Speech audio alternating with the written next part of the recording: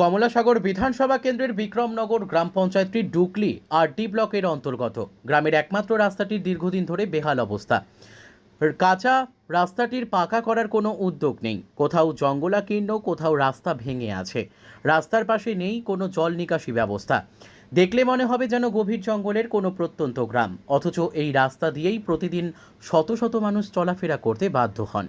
রাজ্য সরকার বরাবরই প্রচার করে বেড়ায় যোগাযোগ ব্যবস্থার ব্যাপক উন্নয়ন হয়েছে। পূর্বতন সরকারও একথা প্রচার করে গেছে, কিন্তু দেখা যায় বাস্তবে অন্যান্য কথাই বলে।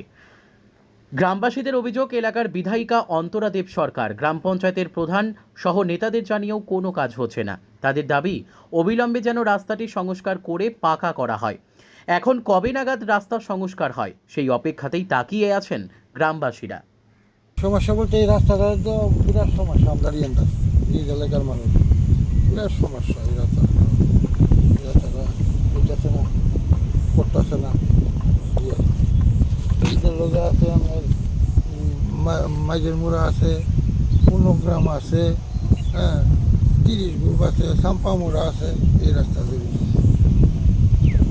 আমরা তো ওইব এর সাধারণত মানুষ কিন্তু ওইব কইয়া রাস্তা আর কারা কারা কয় এই বিষয়টা? এই হইব যে বিষয়টা কে কইতাছে? কদিন পরে পরে লোকের থেকে লুকাইতেছে, আইয়া ইয়া করতেছে। এই আমাদের নেপ পাজা ওই যে বোকা এরপর আর বলা এই রাস্তা লাগে করতে দিচ্ছে না। আমরা তো বাড়ি করতে পারি, কি পারছি না। দুইটাতে তোল গেছে না।